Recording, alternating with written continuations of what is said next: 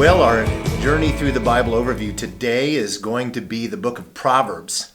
I think over the past 30 years, I have spent more time in Proverbs than I've spent in any other book. I love Proverbs. I taught through it just verse by verse, not in large chunks. And it is immensely practical as a book. It deals with the subject of wisdom. In fact, the word wise or wisdom is found 112 times in the book of Proverbs. In a biblical sense, when we think of wisdom, we need to understand that wisdom does not deal with what you know as much as it deals with what you do with what you know. And the book of Proverbs provides wisdom for a lot of the practical issues that we face in life. It deals with things like our finances. It deals with parenting. It deals with your speech. It deals with relationships. It just covers a lot of topics. It's basically a discipleship manual for wise living. It not only shows what wisdom looks like, but it also shows where wisdom began and where it begins. And it begins with the fear of the Lord. In fact, the fear of the Lord appears 19 times in the book of Proverbs and is presented as the only path to wisdom. Listen to what Proverbs 9:10 says.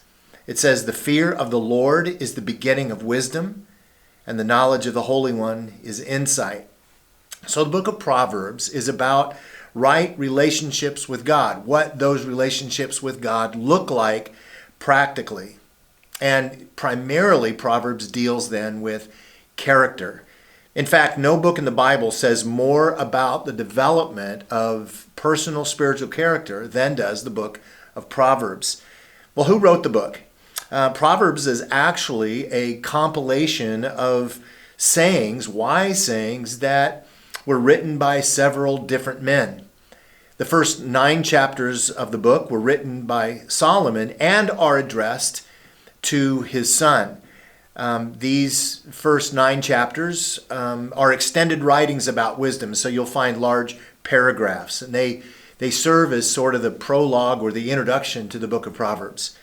Chapters 10 through chapter 22, verse 16, is actually a collection of Proverbs. And this is what we think of when we think of the Proverbs. They're those short, pithy sayings. Usually they cover 1 or 2 verses at the most. And they cover a wide variety of topics. Proverbs 27, verse 17 through chapter 24 is a collection of the sayings of the wise. These are the proverbs of the wise men. So they were written by various men and are mostly admonitions that are given in the form of directives.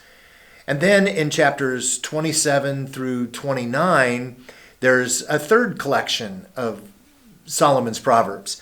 And these were proverbs that were collected by King Hezekiah's men that Solomon had written. And this section, chapters 25 through 29, is real similar to chapter 10 through chapter 22, verse 16, in that each proverb contains a single theme or a subject in just 1 or 2 verses. Proverbs chapter 30 was written by a guy named Agar. This deals with several themes that span many verses at a time. And then we come to the final chapter, Proverbs 31, which are the Proverbs of Lemuel. And this chapter is actually really unique in that it only addresses 2 themes.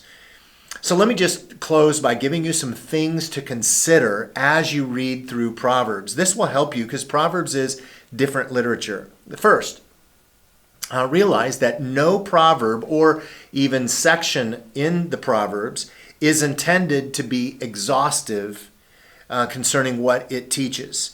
In other words, a proverb that deals with a particular topic does not say everything that could be said on that. So that's really important. Secondly, you should understand that the book of Proverbs was written in the form of Hebrew poetry.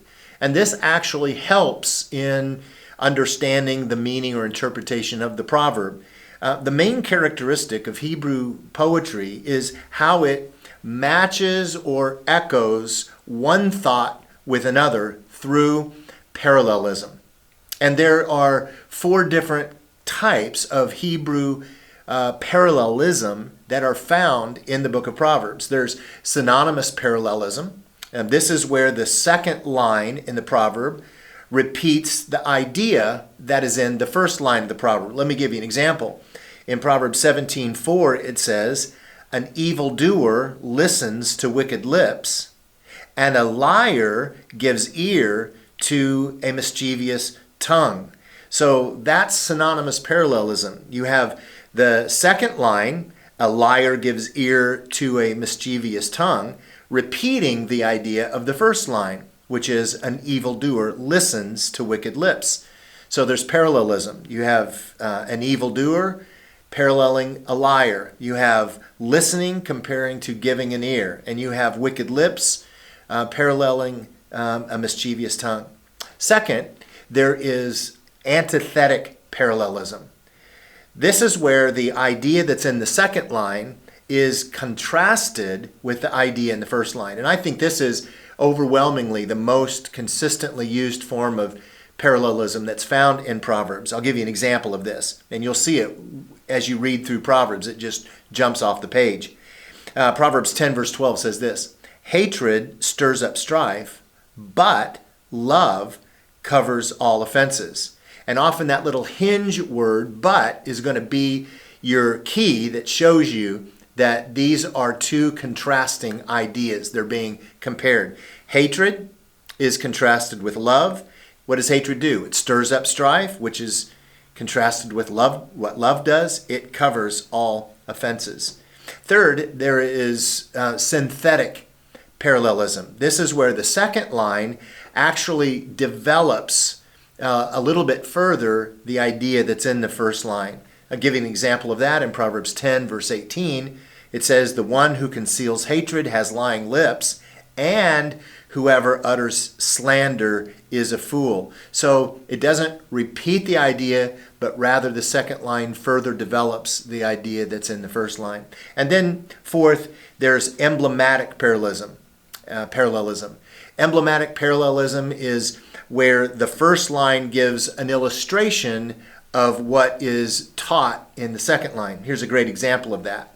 In Proverbs 10 verse 16, or 10 verse 26, it says, "Like vinegar to the teeth and smoke to the eyes, so is the sluggard to those who send him." So you have a comparison. There's vinegar to the teeth, smoke to the eyes, and it compares that with, or it illustrates the second line. "So is the sluggard to those who send him." But there's a third thing that you need to keep in mind as you go through Proverbs, and that is the Proverbs are not to be understood as unconditional promises from God. They're rather practical principles that are to guide us toward fearing God and living wisely. In other words, a proverb will state what generally takes place in certain circumstances, but not what always takes place in every circumstance. Fourth, and this is important, the Proverbs were written in such a way that it demands thought and meditation. So I want to encourage you to take time going through the Proverbs. Maybe as you go through the proverb, you want to identify what the topic is. And then once you identify the topic, try to discover what the theme of that topic is that proverb is teaching. And then once you understand that or the principle rather, once you understand that principle, then you can begin making applications. So I hope that you enjoy your journey through Proverbs. It is an exciting book, very practical, and maybe as you do your read through the Bible, you can go back from your daily reading and pull out 1 or 2 Proverbs just to meditate on, think on, and experience God's wisdom in your life. God bless.